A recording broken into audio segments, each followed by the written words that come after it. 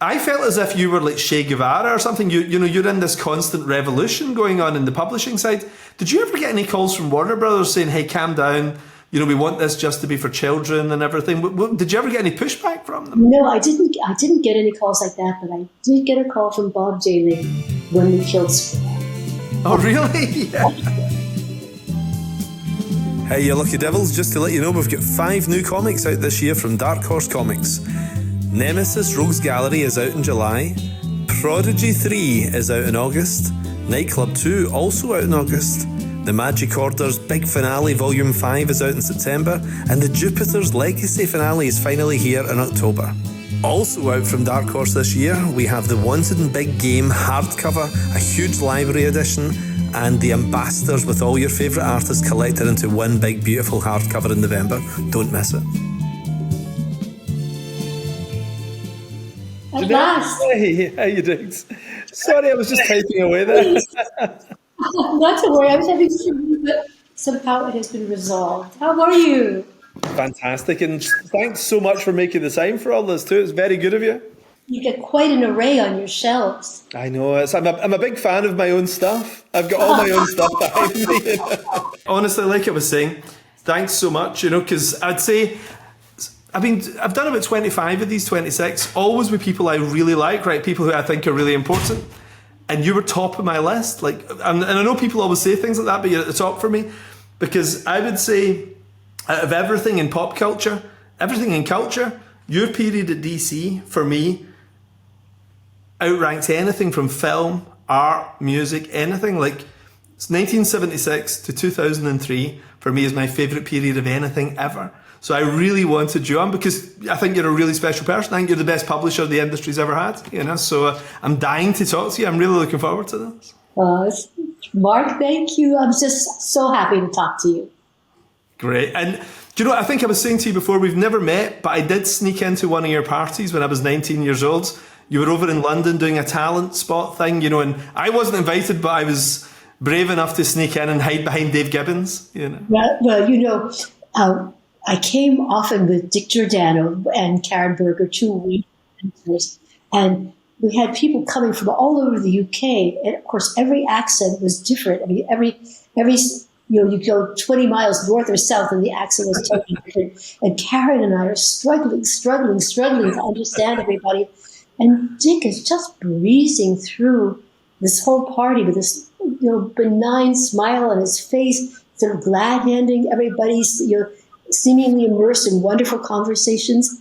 And afterwards, we said, Dick, how in the world did you do that? And Dick was deaf, and he just said, I just turned down my hearing aids and smiled. That's amazing.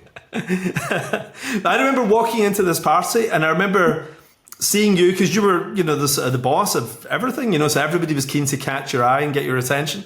And I remember you were wearing a pair of 6-inch heels and like a micro skirt, and you had a furry Batman jacket on, a little furry Batman jacket. And I was like, this is the coolest woman I've ever seen in my life. This is amazing. I don't think I've ever rocked 6-inch heels, but they might have been 4 inches.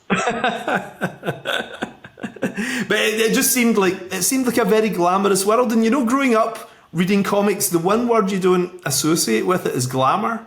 And yet DC at that time was a glamorous place. It actually was glamorous. You know, suddenly there was the attention of Hollywood, you know, superstar comic book creators, you know, guys were getting interviewed by magazines, and you're up at the front of all this. It was a really exciting time, wasn't it? I think it was a really heady time. And I think it was so heady because we knew we were changing the landscape.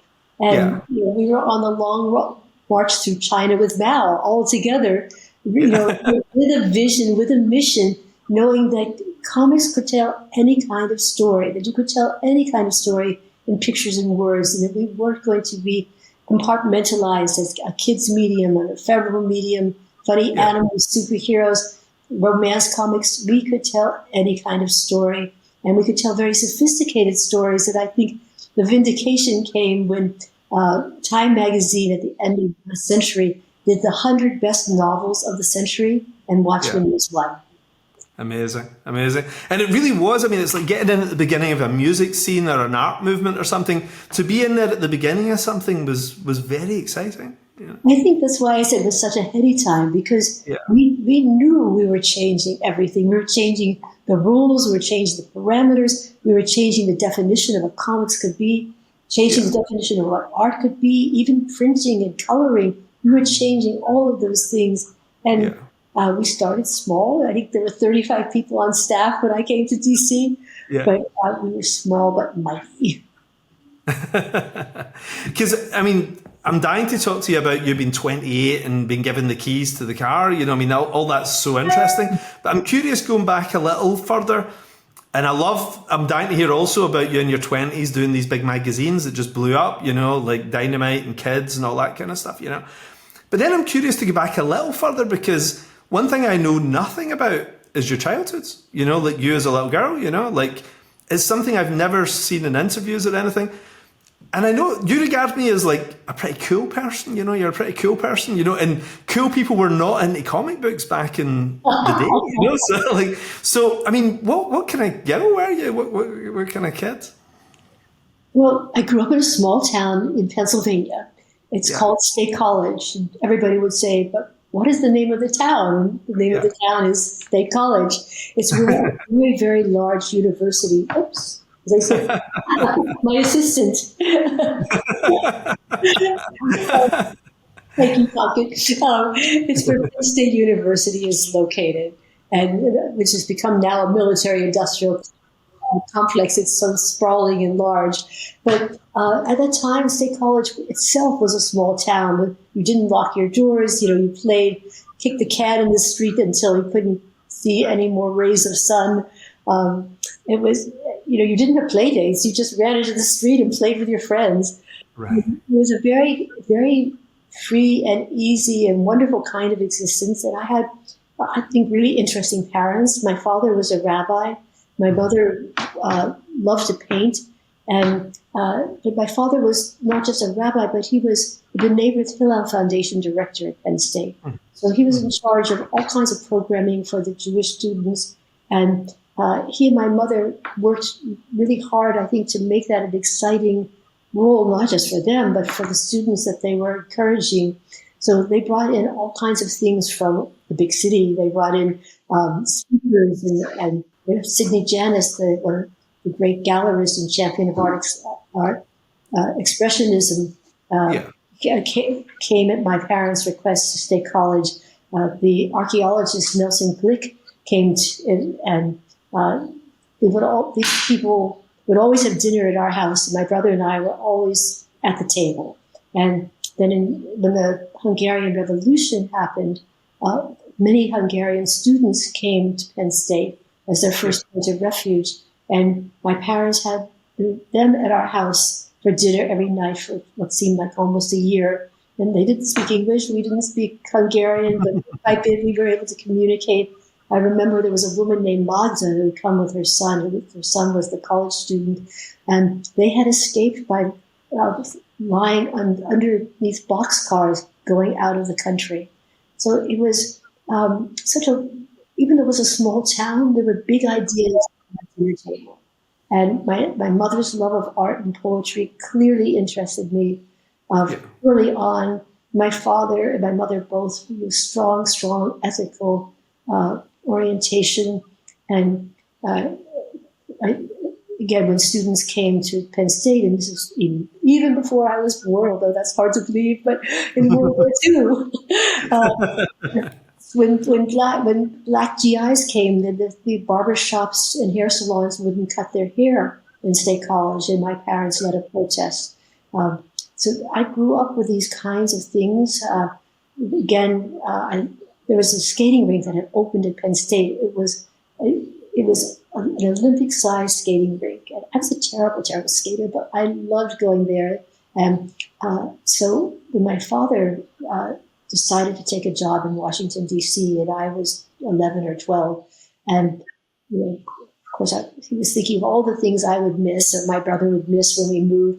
So he said, "Don't worry, there's a skating rink there. You'll still be able to skate." And then when we moved, he came back and he said, "I'm really sorry, but you can't skate there." And I was like, "Why not?" He said, "Well, they have a membership program. And the membership program is so that they can discriminate and not not allow people of color into the skating rink. And he said, don't worry, I'll find another place. And he did. But it was, again, always that kind of family of what was the right thing to do, not just what was the expedient thing to do, what was the right thing to do. And also among my influences, not just my parents, who were loving, supportive, wonderful parents, and my older brother, who was my Daniel Boone in life. He just blazed the trail for me, and I followed quickly behind. And my Uncle Arnie, who was a civil rights leader and one of Martin Luther King's closest advisors, founder of the Leadership Conference on Civil Rights with A. Philip Randolph and Roy Wilkins. And although he lived in New York, chief lobbyist for the 1964 Civil Rights Voting Act and other civil rights legislation. So he came and would stay at our house in Washington now that we had moved there. And every day he would come back. I'd say, what happened? And he would tell me which senators they lost and which senators they were getting on their side and what the vote count was. And so he was one of my idols, my Uncle Arnie.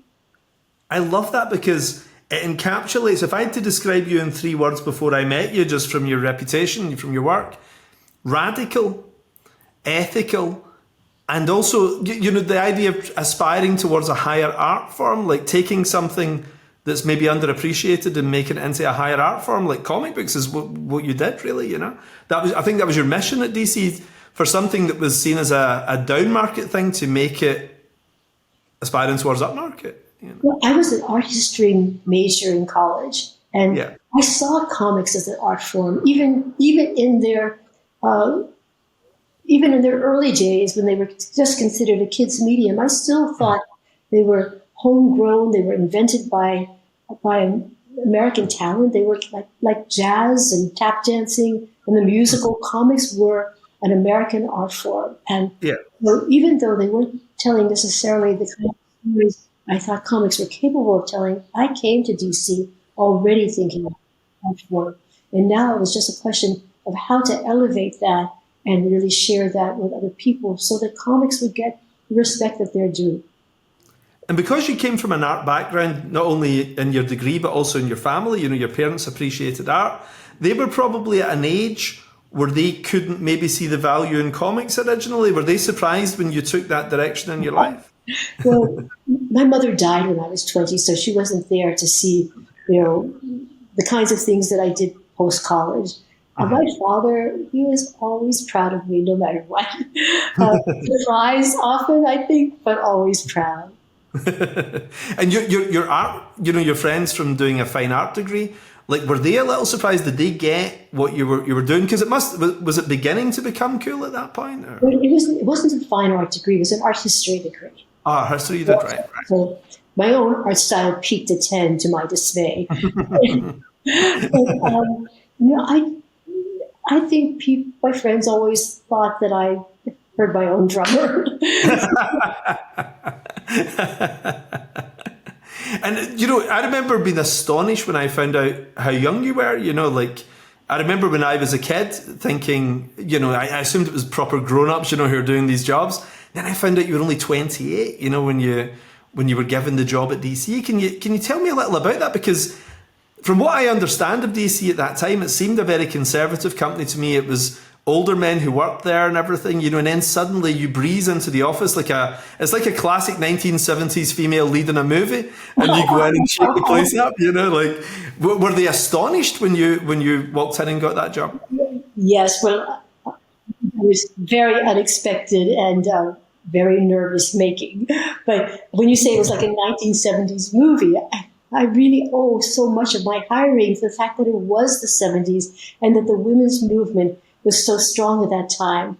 And supporting that was the fact that Warner Publishing had made a $1 million investment in Ms. Magazine. And Bill Sarnoff, who was the man who ultimately hired me, said, 2 years ago, I wouldn't have been able to hire you, but Gloria Steinem has raised my consciousness. Amazing. And again, sometimes the stars align, don't they? And things just happen at the right time. Yeah, really. I owe so much, really, to Gloria, to all those other women before Gloria, to the women of Gloria's time, who were making such positive waves, because that wave carried me. And she was in there doing comics with Harvey Kurtzman and everybody, like Help and everything. Those those were quite aspirational magazines that she was doing prior to that too, back in the early 70s. I'm sorry. Oh, Gloria Steinem was doing her comic book, of course, with Harvey Kurtz. She was doing Ms. Magazine. Yeah. But she was a huge Wonder Woman fan. Because she grew up in East Toledo, Ohio, on the wrong side of East Toledo. And she thought, there is no way out short of becoming a Las Vegas showgirl. Then she was, I think, 7 years old, and Wonder Woman was published. And here was this beautiful woman who, stopped gangsters on the one hand, distributed food to the hungry on the other, who was beautiful, who was a feminist, but also was interested in men. And she thought, there is another way. And that's why when she published Ms. Magazine, the first issue had Wonder Woman on the cover. Amazing. And, can you describe that environment? Because it predates me, I'm so fascinated by it. Like the DC office of 1976, what did that feel like? When you walked in from outside the business and walked in and had a look around and suddenly you're in charge, what were sales like? What was the office environment like and so on? I think when I first got there, I was, I'm sure because I'd never run a business, I'd created magazines, but this was 80 comics a month, merchandise, television, movies. It was over my head, which is one of the reasons I said yes. And then I think all these men were like, who is this person and why has she been hired? And so it was like an uneasy truce as we tried to say, I love comics. I'm not here as a stepping stone. I love this medium, and I'm here to stay because I believe in it, and I believe in you. I believe in the creators, and I think over time the staff began to believe that. I think one of the things that helped them believe that when I said, "We are so not national periodicals. What was it? Is that it? NPP, National Periodical Publishers or Publications. We're not that. We are comics, and we are proud of being comics." And very, very early on, maybe that first year, the name changed back to DC, to Detective Comics, to say, we're a comic book company. We are proud to be a comic book company, and any artists and writers or editors working here should feel proud to be working in this medium because it is an art form, and you are artists. And that was your decision to call it DC again? That was your... Oh, absolutely. Yes, I think it was one of my earliest decisions. And I hired Milton Glaser, who was one of the most astonishing design thinkers of the second half of the 20th century. And Milton at that point was already, a lion. But I knew him because I had persuaded him amazingly to be the art director for my third magazine. So I asked Milton if he would design our logo, our DC logo, and he did the DC bullet, and he did also the most amazing stationery because Saul Harrison, who was at DC, who had been the head of production for countless years, he had hired Neil Adams and Dick Giordano to make a drawing of the superheroes standing on each other's shoulders. And Saul just gave that to me and said, well, do with it what you want. And I gave it to Milton, and he goes, I have an idea. I know what I'm going to do. And I'm like, what? And he goes, I'm not going to tell you because then you think that I'm too cheap. When the bill comes in, I'm not going to tell you that. But when he came back with the design, he had the characters in full color on the back of the stationery, on the back of the memo pads, holding up the DC bullet and like a watermark. And again, that signaled, I think, the kind of sophistication that we were going for, not just to plaster the characters in the front of a piece of stationery, which would have been like the old way, to do it like a watermark on the back in the subtle way, in the witty way, but nonetheless holding up the DC bullet, which was on the front of the stationery. I think that's something as small as stationery. It was already saying we are headed in another direction. Well, I'll tell you how powerful that was for me. When I was 13, when I was a schoolboy, I sent in a submission into Julie Swartz, and I got that notepaper back, and I still have it 40 years on. I kept it, even though it was a rejection letter. I kept it because it's so cool. I loved it. Did you get it on a piece of memo paper or on the stationery? It was on the back. So on the front was the letter, and on the back was the Neil Adams drawing with the bullet at the top. You know. Yeah, no, because we did it on the stationery, and that was the full column of the superheroes. And then on the memo pads, we had one character for each page of the memo pad. So we had like the Flash running through the DC bullet. Right. Oh, I never got that. No, I'd love that. Like Captain Marvel crouched down with the DC bullet on his shoulders, like Atlas. Yeah. Each one was different. I still have my memo pads because, like you, how can you possibly give them up? They're so special. And to have a guy like that, again, it's one of those things, the stars aligning. I mean, if I remember correctly, he's the guy who designed the I Heart NY logo as well, isn't he? Yes, that's amazing. I mean, how can you possibly replace that? That's something that should exist for 1,000 years, isn't it? That's the perfect logo. I think so. Again, I was so lucky because I, as I said, I had persuaded him, even though I was only 25, but I persuaded him and was Milton to be the art director on my third magazine. And we had such a warm, wonderful friendship. And in fact, when we started Double Nickel Entertainment, the producing company that I have with my partner Adam Richmond, I said, Milton, could you design our logo? And, once again, I remember I was in LA and he calls me up. He used to call me Jenette. He goes, "Oh, Jenette, I think I have something a little witty for you." And then in comes, in some art tubing, in comes the logo. And what he had done, he had designed a special alphabet just so that the E's in Double Nickel would look like fives. Amazing. That's so cool. So cool. And do you know, I remember hearing this great story you told, which I thought was hilarious because I know you ended up great friends. But you said that when you got that gig, Joe Orlando was so freaked out, he ran into the men's room and he was sick because a 28-year-old was running the show,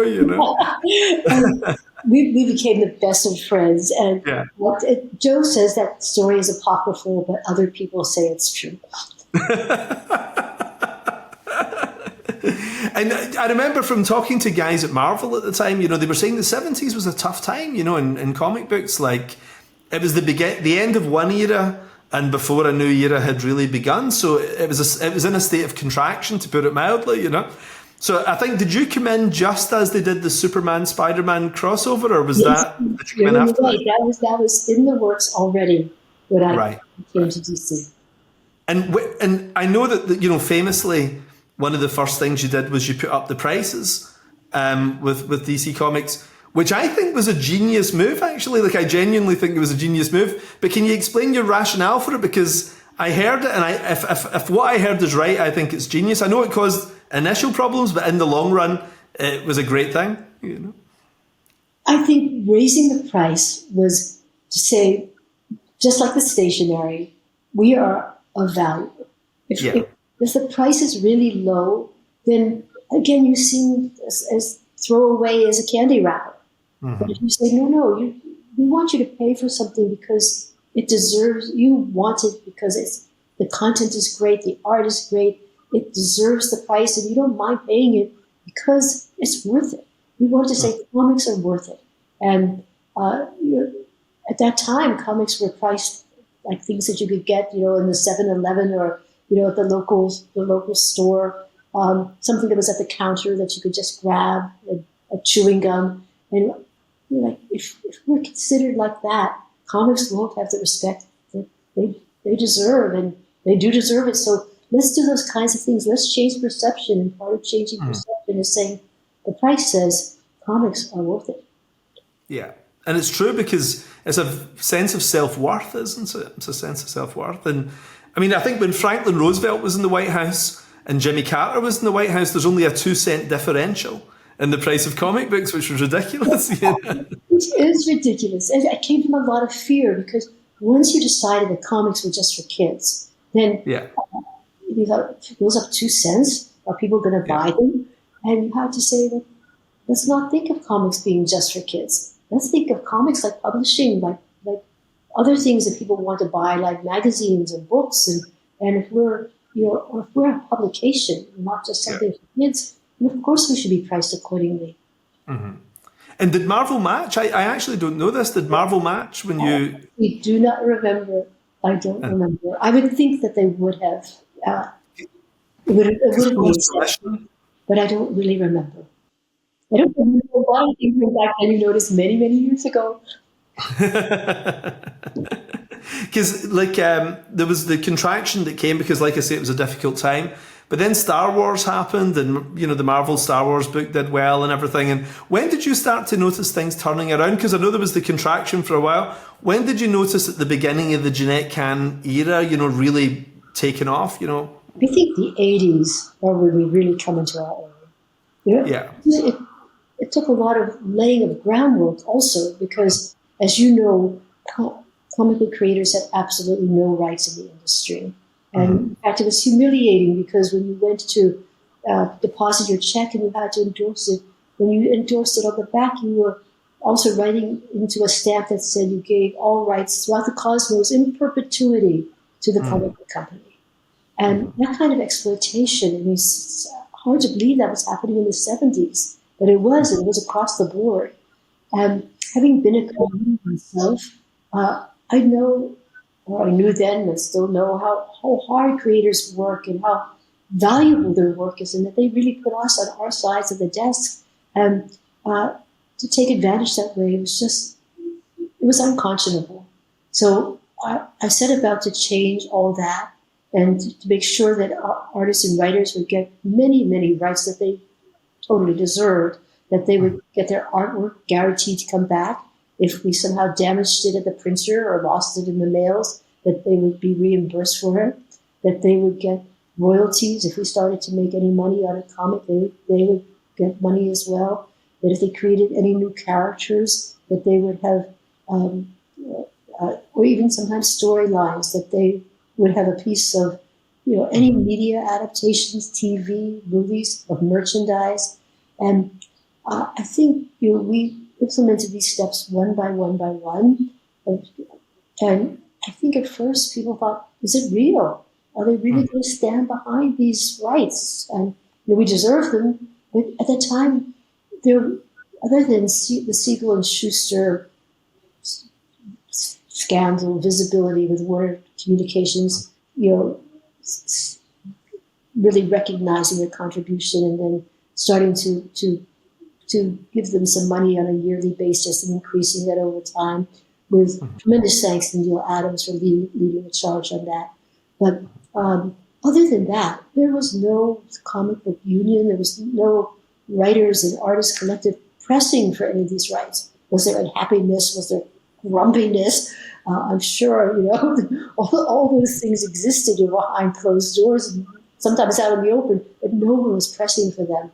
So from a corporate standpoint, and this was the hardest in terms of giving 50% of new creations revenue to the creators, why was Warner going to say yes to that?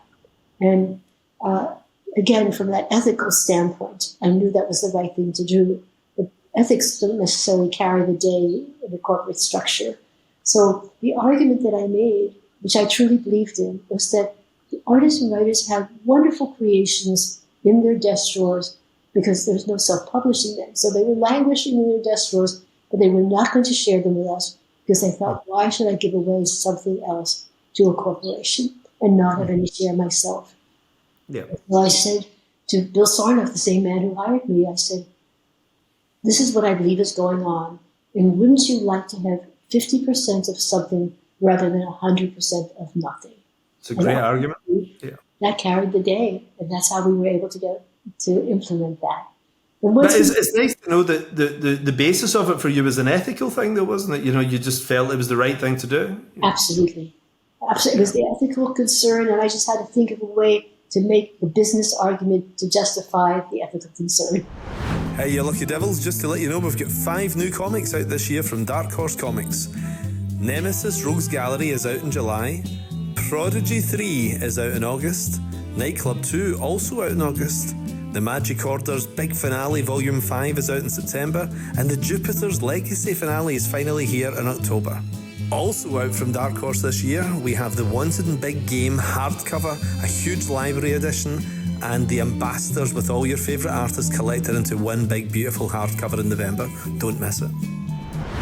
Because change between workers and a company usually involves a third party like a union. It's very rare that the corporation comes up with the ethical answer to something, isn't it? So so I mean, I love the fact this came from you. This wasn't a third party pressuring you. This was your idea. Well, I felt passionately about it, and luckily, I think everybody who was working at DC, not necessarily in corporate, but everybody at DC could see that made sense. It was, I had, as I said, we were small when I came to DC, but once the getting to know each other period was over, once trust was established, once everyone realized that I believed in the medium and I believed in the people who were creating the medium, then we were really very much of one voice. I think everybody felt, yes, of course, artists and writers should have these rights. Why haven't they had them before? But of course they should have them. So the support was tremendous at DC itself, and it was just a question of selling it up the food chain. And it felt to me like, as a kid, as a reader, that what it did was it created this gravity that pulled the best people in towards the company. The kind of guys who maybe would never have worked for DC 5 years previous suddenly had all the cool creators coming into it, looked like to me. Well, I think, again, they wouldn't have come if we had not changed the disposition of rights. Without the rights, I don't think we would have attracted anybody. And rightfully so. There was no reason for them to come over. But first we established the rights. Then we established, I think, the creative support system. We really said, we are here for you, writers and artists, and we want your ideas, and we will support your ideas. And that first one really was with Frank Millar. When he was doing Daredevil over at Marvel, it was great. I was jealous. It's amazing. But I thought, how can we get Frank over to DC? So I invited him to lunch. And I said, so tell me, if you could do anything in comics, what would you do? He said, well, I have this idea for a Ronin. And now I actually am a huge fan of samurai films. So I go, oh, Ronin, how great is that? So he starts to tell me about it. And he said, but I want to do it in a special way. And I don't want to do this mechanical way of color separation. I want the pages to be painted and then separated photographically. I want, at that time, his girlfriend, Lynn Varley, I want her to paint these images and that I draw, and then I want it to be printed on really good paper so that the images pop. And I said, okay, let me see if we can do that. And I went back downstairs and I talked to Paul. Paul Levitz was always my sounding board, my partner in crime, my wonderful other half at DC. And I talked to Paul about it. And he talked also to Bob Rozakis, who was head of production at the time. We said, we can do it. And so we published Ronin. Frank, I think, wanted also perfect binding. He wanted a spine on Ronin. That was the one thing we couldn't afford as we did all the numbers. And of course, we did that for Dark Knight. But Ronin was the bellwether. Ronin basically said, we're willing to take chances. We're willing to venture into territory we've never been before. And, we'll see what happens. We may not make money on some of these things. We may lose money. But this is the way of the future. We must take risks. And I think it's a mantra that Paul and I always said to our editors. We didn't want them to feel that they were in any way lesser if they were writing off material. We want to say, you should be writing off material because if you're not writing off material, if everything is going through perfectly, you are not taking risks. And the only way we're going to build this company, the only way we're going to change how the content of comics, the perception of comics, is to take a lot of risks. And some will work and some won't. Was that your feeling in 1976 when you're just hired? When you were in that interview, did you give that impression that was your plan? You wanted to shake things up, turn things upside down a little bit. Did you talk about that? No, I didn't say that in the interview. And I don't think I thought that at that time. I actually, I hadn't even been reading comics at that moment, and I didn't read them until Bill Sarnoff sent me over a couple of boxes of DC Comics, and I was like, I don't think they're that good right now. But no, what he had said to me, you know, and this is an interview where he had told me up front that they didn't want to hire anybody, that they were firing their publishers, they didn't want to hire anybody. But I was now sort of the expert in publishing for young people because I had was still doing a magazine that was targeted to young people. Yeah. And he said, but comics lose money. We just don't make any money on this comic book publishing. In fact, we lose money. But we have all these decades of comics, and the money we make is really from merchandise and TV or movies. And I think we should just do reprints because then at least all the art is paid for. And so I said, and I guess I was just, hopefully I said it politely. I said, really, you cannot do that. I said, comics are the lifeblood of everything else that you're talking about. Is people read the comics because they want to know what's next for the character they love. What's the next adventure?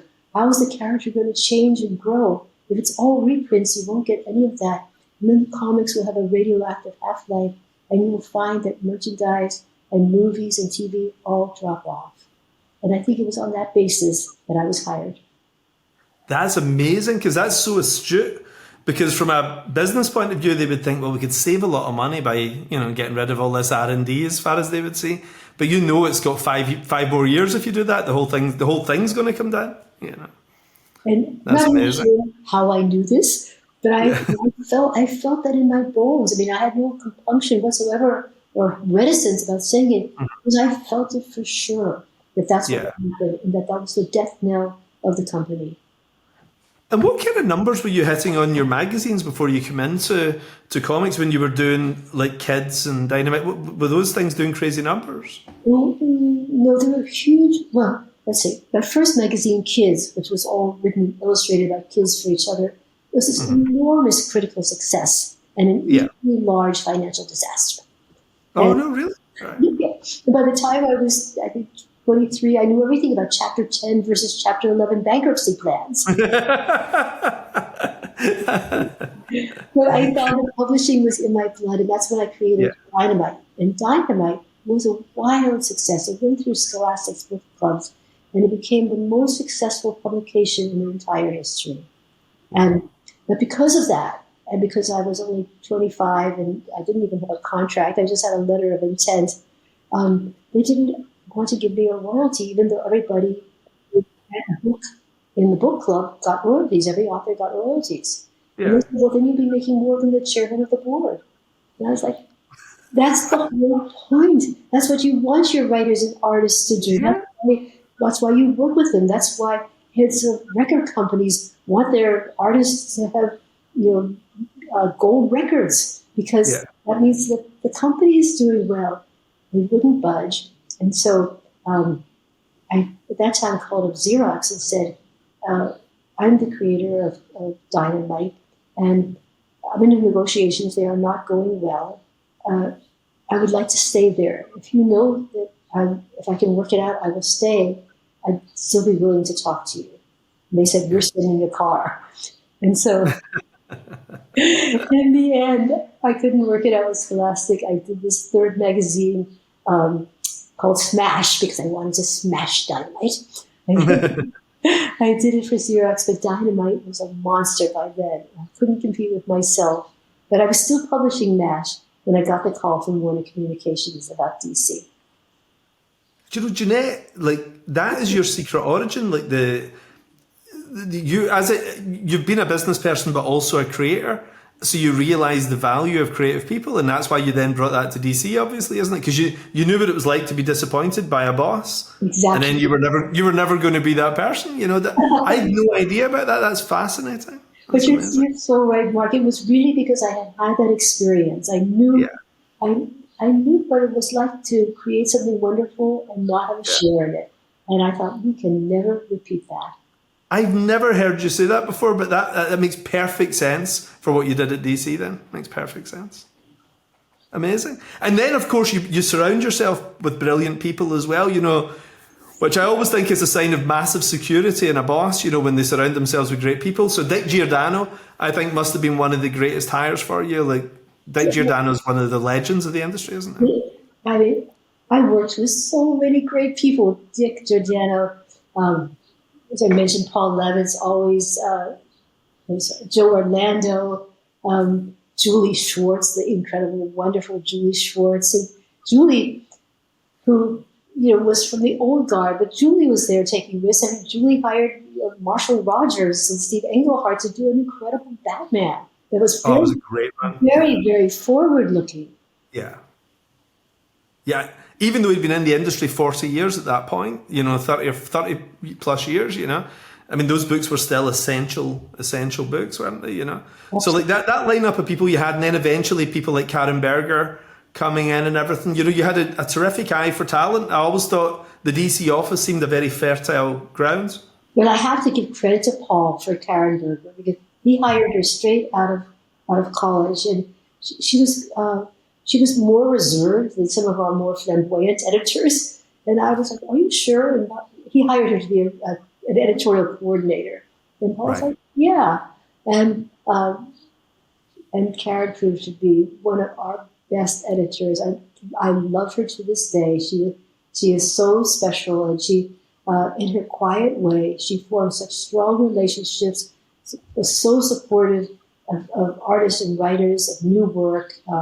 Just really, we were so lucky to have. She was the first editor I ever followed the way I follow creators. If you saw Alan Moore's name on a book, you would buy it. But if I also saw Karen Berger's name on a book, I would buy it because I knew it was going to be a level of quality. Absolutely. And we talked about taking risks, and Karen took a lot of risks. And they paid off. Again, not all, but, she was also always pushing the boundaries. And nothing but respect and love for Karen. Well, it's funny, like my generation of guys coming in, like I would see you as the boss at DC, Karen as one of the superstar editors and so on. And then you'd people like Terry Cunningham, Pat Bastien, a lot of women working at the company. So I always thought of DC and comic books as a result as quite a female friendly job, like it didn't feel like a boys club to me, when the woman who was running the show, was you, It was a boys club when I got there, and you arrived, because I think there were 2 women on staff when I got there. There was Saul Harrison had a secretary, and there was a woman in production. I just needed some time away from everything. I just go to the ladies' room. I mean, nobody was there. That could be your office. That's amazing. It was the ultimate break room. But over time, and I never said explicitly we must hire women. I just think everybody understood we should hire women. But by the time I left, women were 50% of the DC workforce. And see, by the time I was reading voraciously by maybe 1982, 83, so I think the changes had probably happened by that point, and it did feel a very equal company. Like DC always felt like, I don't know, it just felt like it was run by good people as well. It felt like it was all about civil rights and equality and, people doing the right thing and everything. It felt, even from the outside looking in, like that to me, I'm glad, because I think we tried to create an environment that was supportive, not just for the artists and the writers, but for everybody working at DC. We wanted everybody to feel valued, and everybody contributed. We were lucky. I feel that we were so fortunate. We were so fortunate. And I've never. You're the one person who would actually know the details of this, but now obviously when we have a movie out, if I've got a movie out at the same time as one of my books, it spikes up the sales of my books and everything, Like, what impact did those movies have at that time, when things were just taking off, when you had Superman in 78, Superman 2, you had mumblings of a Batman movie in the early 80s and everything. Did it actually boost your numbers, or did it exist in its own realm? Those things? It did boost our numbers, and it did create a new or revived interest in the comic characters. And I think the Batman movie especially started started the Batman craze. I think, to this day, I think most people would say their favorite character is Batman. Although he's actually my favorite character, but there are people like Paul who say that Superman is their favorite character. What's yours? Oh, unquestionably Superman. I bought Christopher Reeve's cape. Oh, and my goodness. That's crazy. And the cat that Superman rescues from the tree? Of course. I was there when they shot that scene. Oh, no way, because they shot that in New York, didn't they? Yes, they shot it in New York. They shot it in Brooklyn, overlooking the river. Well, I own that cat. Oh, my goodness. How amazing is that? Somebody stuffed the cat, and I have that cat, so. So I love Superman, but was that quite exciting to see that happening for the first time? Like Batmania in 1966 led to this big revival of interest in Batman, but how long do you think that lasted? The Christopher Reeve Superman movies and everything. How much did it help the company as a whole on the publishing side? It's hard for me to say because, as you mentioned, the Superman movie, the first one, is at the tail end of the 70s, and then we moved into the 80s when we started to change the comics. So I think we got a tremendous boost from both Superman movies. For many people, the second Superman movie is their favorite. And so we had the impetus of those, and then we started to do some radical things in the Superman comics that just took advantage of the fact that we'd gotten a boost, and now we were contributing to the boost all on our own. And were you were you starting to dip a toe into Hollywood a bit more at that point when you saw the effect it has on publishing? But were Warner Brothers interested in doing some sort of symbiotic relationship with you guys? Despite how well the Superman movie came out, it was Warner Brothers' most successful movie in all genres to date. When the Batman movie came out, it was Warner Brothers' most successful movie to date. Yeah. Try as I might, I could not get Warner Brothers to make movies about any other characters. They just didn't, it seems today, how could they not? And of course, now today they will. But at that time, they just didn't really believe in the strength of the characters. They were people who had grown up reading the comics. They didn't understand the comic book fanaticism at all. They didn't understand that adults were reading comics. And much as I tried to convey this, they just viscerally couldn't accept it. And then when Marvel started making comic book movies, suddenly DC was like, ooh, wait a second. I would say DC always thought we should be making comic book movies, but Warner Brothers was like, ooh, we should be making some movies too, because Marvel's making them and they're doing really well. So that's when the movies, that's when there became more of an impetus at Warner Brothers, which still, I don't know that, there's some great things have come out in the movies. I don't think they've quite found their stride the way Marvel did. Yeah, I think it's interesting, isn't it? Because 1978, Superman comes out, makes a lot of money. And I think it's maybe an age thing because of the guys who were running the studios in 1978. They couldn't tell the difference between Superman and Popeye and Orphan Annie. So they thought, kids like comic strips as opposed to comic books, And they greenlit all those movies that all tanked, And then the same thing happened after Batman. I think they learned the wrong mistakes of the 1989 Batman, and they greenlit Dick Tracy, Rocketeer, The Shadow, and all these kind of Art Deco movies, So it's kind of like they missed the point when they should have been making a Green Lantern movie or a Wonder Woman movie or something. They miss what people liked about them, I think. Yeah. But again, the words of the age or the generation, and it's not that they were that much older than I, but I had grown up with comics and I loved comics. And so I could understand their appeal and I could understand why adults would really love them. And I just don't think that was in their wheelhouse. Yes. And it was nice. I think that a lot of my friends now run the studios because I've hit that age now where my peers, are running the studios now. And what I've realized with those guys is that they all read Watchmen and Dark Knight and so on in a way that guys like James Robinson and all the old studio heads back in the 70s and 80s, they didn't read comic books. But the guys who run the studios now grew up on your books, so they have an appreciation of comics. It's so true. In the movie business, everybody is younger than I am. And and the only reason that anyone takes my calls is because I have street cred because of these comics. And I always wondered as well, because movie studios, might look at the comic division, as something that's just for kids. Like, I felt as if you were like Che Guevara or something. You're in this constant revolution going on in the publishing side. Did you ever get any calls from Warner Brothers saying, "Hey, calm down. We want this just to be for children and everything"? Did you ever get any pushback from them? No, I didn't. I didn't get any calls like that, but I did get a call from Bob Daly when we killed Superman. Oh, really? Yeah. I was actually in North Carolina, I think, for some kind of Warner Communications conference. I think it was sort of TNT and TBS was holding a conference about branding, and they asked me to come. Yeah.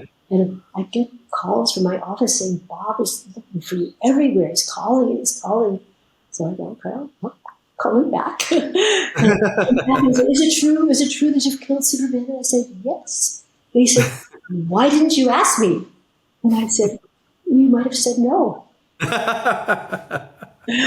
And he said, "Don't worry." I said, "We'll bring him back.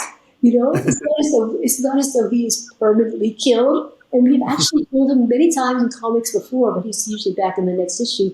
This time, we're going to torture our readers. He won't be back for a while, but he's coming back."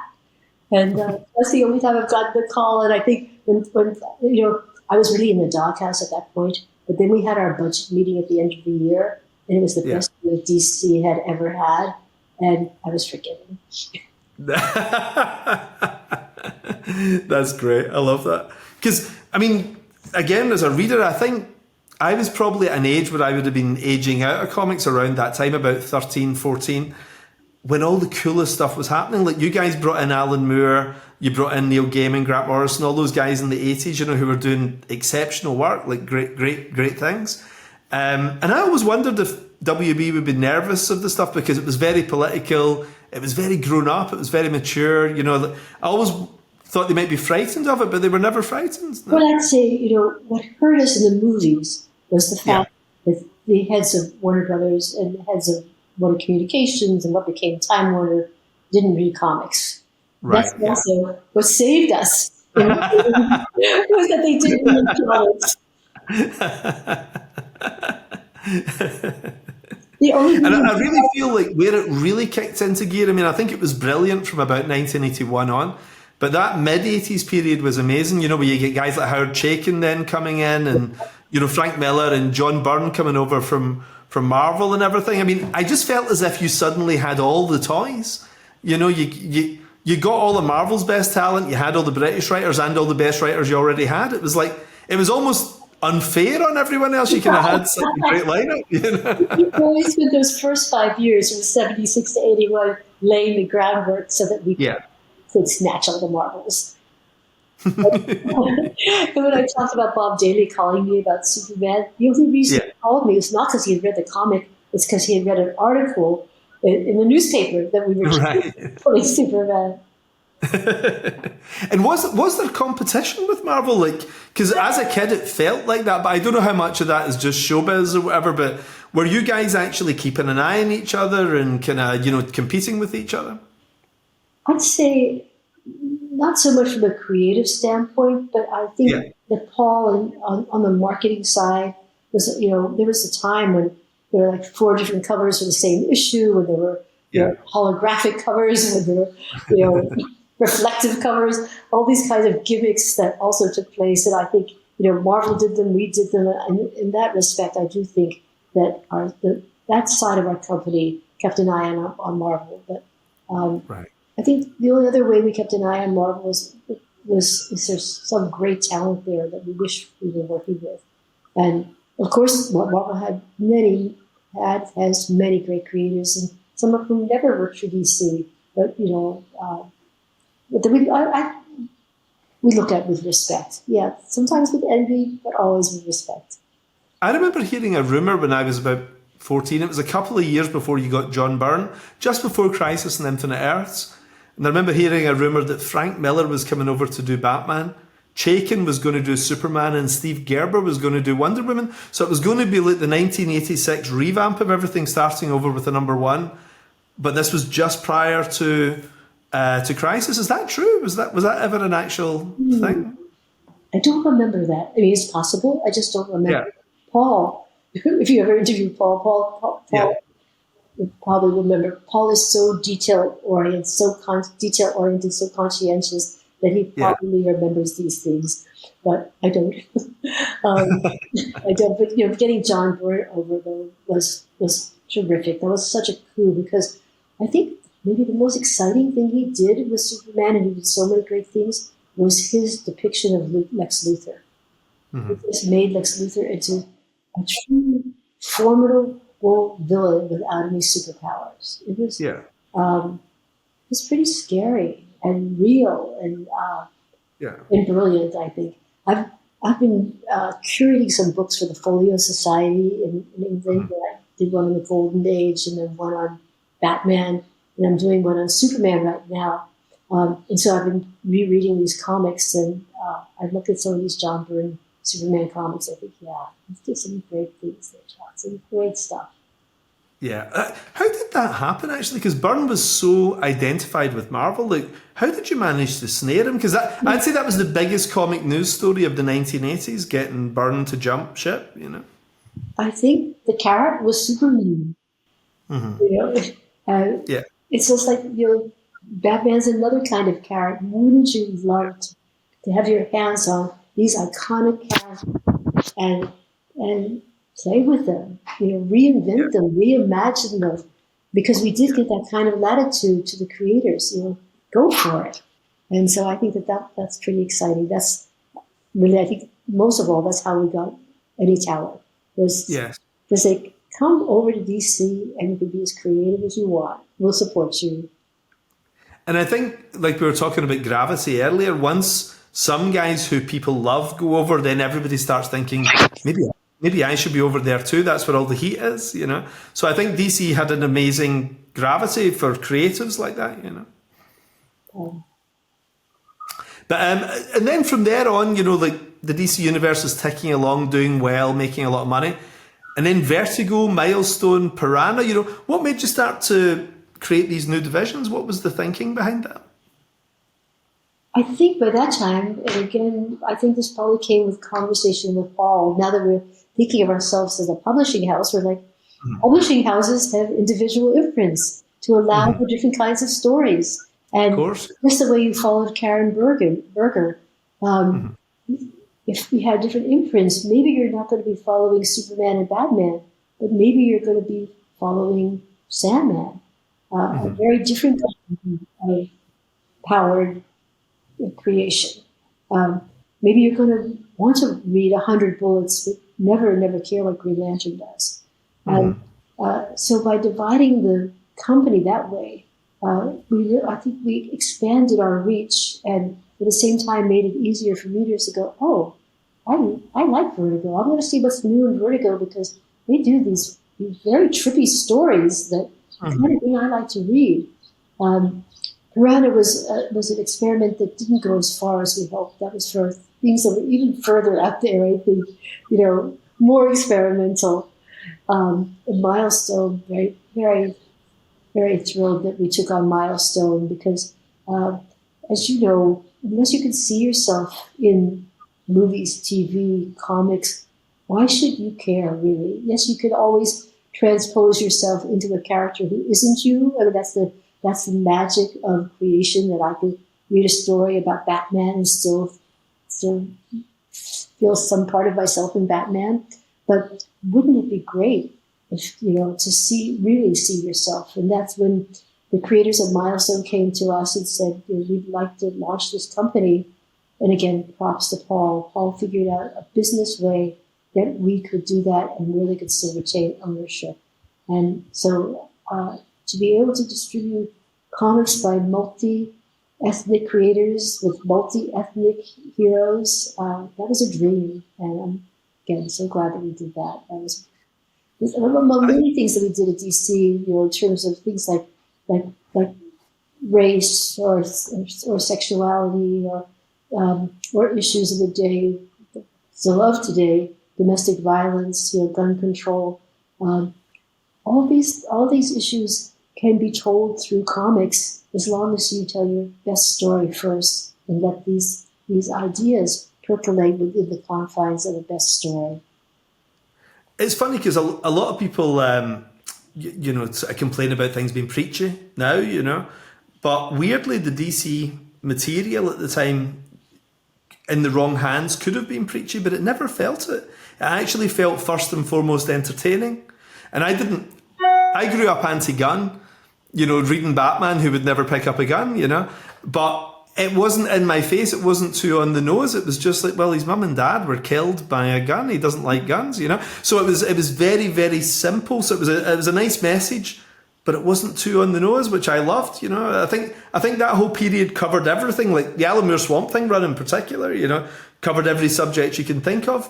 But it never felt heavy-handed. It always felt good. Well, we always understood that you could never have a message in a comic that was vastly entertaining. The entertainment values carry the message, and yes, and if you do the message first and the entertainment second, your message will just fall on deaf ears. Yeah, that's just bad writing, isn't it? It was with talented people who were never going to make that mistake. But it's so interesting when you say how these messages can be quietly conveyed. In rereading some of the Superman, I was rereading a Lex Luthor, in which Lex Luthor really is like part of the Me Too movement. You read it, and it's from the 80s, and the way he treats the women who work for him, it's so totally Me Too. And I think, wow, so Mike Carlin and John Byrne were on top of that then, because you read it and you cringe. And I'm sure it's not because I cringe now with my Me Too perspective. Reading it at the time, you would cringe. You say, this man is exploiting his power and his position with these people who look for him. And immediately you would take away your contempt for that without ever being said explicitly. But I guess bad behaviour is just bad behaviour, whether it's contemporary, 1940, 1840 or whatever, like these things are timeless, aren't they? I think that's what makes those stories work. Yeah, agreed.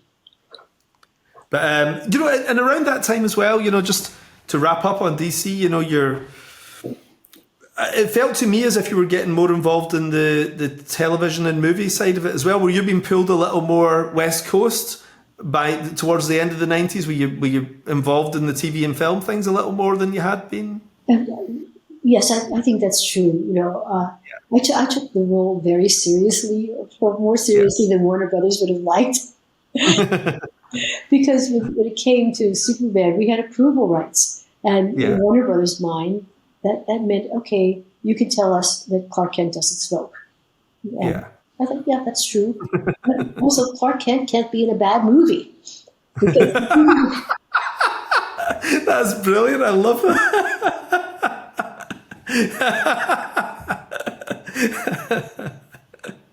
So I actually said no to, as I told you, Bob Daly forgave me about killing Superman. And then later on, when they were working on Superman movies, he would call me up and he would say, have you gotten the script yet? Have you gotten the script yet? And I'd say, no. And he would say, I'm FedExing you my script and I want your notes right away. And then I would call him and go, Bob, I think if you make this movie, you'll be shooting the golden goose as well as the eggs. And then he would go into creative and say, Jenette says. So, of course, I have no friends from that period. Somebody gave me some really good advice when I started in Hollywood, and they said, always tell the truth. And I was like, what do you mean? And they said, well, like everybody always lies to save face or whatever, and then they try and cover up for their lie later. And then that's when you end up with a mess. He said, if you tell the truth at the beginning, it might be unpopular, but ultimately it's the right thing to do, So like, if I don't like, whenever a script comes back, I'll be like, this is a disaster. And everybody's in a bad mood for a few days, but it's so much better than a terrible movie getting made at the end. Absolutely. Yes, I could not agree more. I could not agree more. And I did have one of the executives saying to me, Jenette, please, can't you say, that you like this movie? Think of, my job and my wife. And I'm like, I can't. And I felt really bad, and he had made the police so personal, but I couldn't say yes. And did that transition to being a film producer feel very natural in the sense that you'd been around story for literally decades and what works as a story and what doesn't work as a story? Did it feel smooth? I wanted the challenge of a learning curve again, and I really got it. Because although I had a sensitivity to stories and pictures and words, everything else was new to me. I didn't know anybody in the business unless she or he had worked on one of our movies. Luckily, I have the best partner in Adam Richmond, and Adam had been working in Hollywood already. So he just the way my brother was my Daniel Boone growing up, so Adam was my Daniel Boone in the movie business, and really mentored me. And I'd say there's things that I am still learning, but the core of what made it possible for me is that I understood story, and that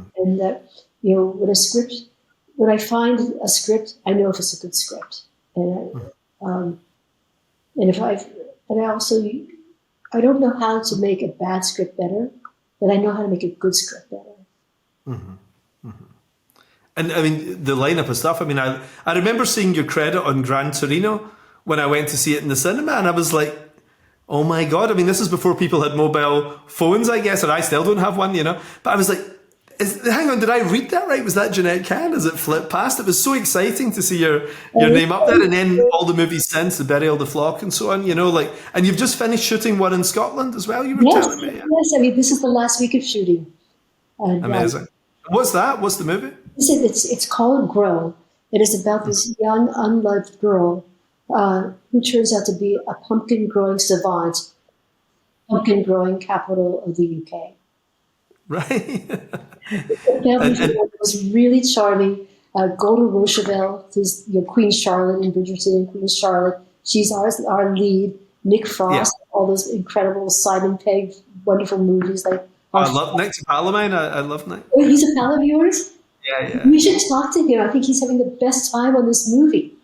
Is he up? I'm up in Glasgow next week. Is he in Scotland just now? Yeah. This is the last week of shooting. Oh, I'll probably just miss him by the time I go back. Oh, but you should talk to him because I think I'll drop him a line. Yeah. Definitely do. He's wonderful in the movie. He plays a character called Arlo. He is just an absolute treat in the movie. So we're thrilled with him. So if you're friends, definitely tell him that you heard from the producers that they love him. Oh, fantastic! We really do. And who's releasing that movie? Who's the studio? So it's going to be Sky in the UK. Right. But then after that, we have a foreign sales company, and of course, we are hoping to get a major North American sale once the film is completed. The Sky is our first partner. They put up half the money for it, then the amazing Adam raised the rest. Yeah. It's the first time we've made a movie that isn't truly a studio movie, and we have a studio involved with Sky, but where it really functions like an independent film all the way.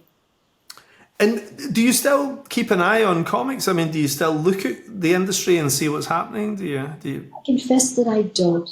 But my one great gratitude to the Folio Society is that they have gotten me back into comics again. Now, granted, it's all historical. Well, it's not what's coming out tomorrow. But rereading these comics, and sometimes reading comics I never read before. When I did the Golden Age, I was reading comics that I had never seen and really, truly appreciating them. They have a rawness and a vigor and an immediacy that today's comics don't necessarily have, and they're very exciting. And I can see how they captured the imagination of people when they first came out. Because reading them now, I'm actually moved by them. Yeah.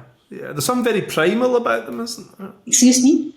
There's something very primal about those comics. They're really raw. Yeah, and they weren't censored the way we might censor now either. There wasn't political correctness in the way. Superman beat some people up, and you're like, whoa. Or he happily let someone drop into a vat of acid. You're like, yeah, today. But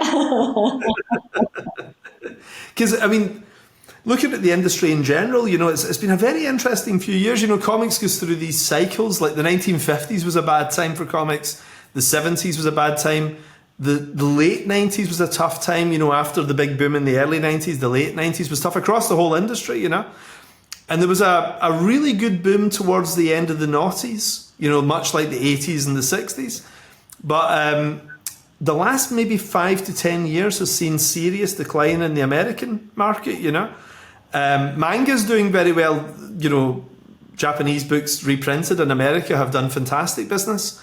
And that model's very interesting to people too, those $10 small graphic novels that manga comes out as. But American comics are hitting $4 or $5 an issue now and everything. You're the most successful publisher, I would say, in the industry's history, Looking at it from above, and if you were coming into it now and looking at that market, what would be your advice to people, do you think?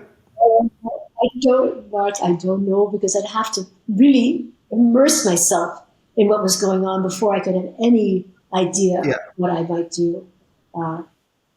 It would be a challenge. But I'd have, the first thing you have to do is really know what's happening. Before it's like knowing the rules before you can break them. And the same thing, you have to know what the landscape is before you can even think about changing it or replanting it. Yeah. I guess, you spent a number of years at DC just getting the lay of the land before you then brought in your revolution, didn't you? So that's a good point. And one very last question: what's your happiest memory of your time at DC? What's the moment that stays with you when you think of it?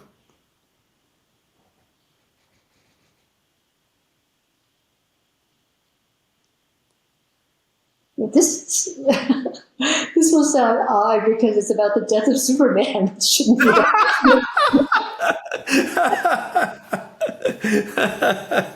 the day that we published, and we all wore black armbands at DC.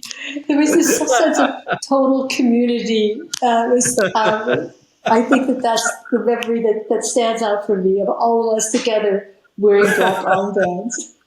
That is hilarious. I love that. Listen, Jenette, I've spoken to so many people, although we haven't spoken, so many people have known you over the years, creatives, people at the company, on the business end of things. Everybody says you're the best boss they ever had. Everybody says it was the best period, So, I know you've been doing other things for a while. You maybe don't think about it as much, but everybody loved working with you, So, thanks for taking the time. Thank you for taking the time. Thank you for what was really a conversation. You asked me certain things that I hadn't talked about before, or that brought up memories, and that made it a lot of fun for me. So it was really special. So thank you. That's great. Thank you. And hopefully we can grab a drink sometime when I'm in America. I know you move around a lot. Would you come to New York at all? I think I'm going to come to New York later in the summer, actually. Yeah. So, if you're around, I'd love to grab dinner or a drink. We can actually have dinner and go dancing on tabletops. Fantastic. I'd love to do that. Let me know when you're coming. Sometimes I'm up in the country, especially if it's a really hot part of August. But let me know, because I would really enjoy it. That would be the ultimate New York experience for me. Get out for a drink with you. That'd be great. We'll do it. We'll do it. I would really enjoy it. I'm not just saying this. You know me too well. Speaking of truth tellers, I would not say that if I didn't mean it. I really do. Listen, thanks again, Jenette, and I hope to see you soon. You take care, Mark. Say hi to Lucy for me. I will do. All the best then. You too. Take care. Bye-bye.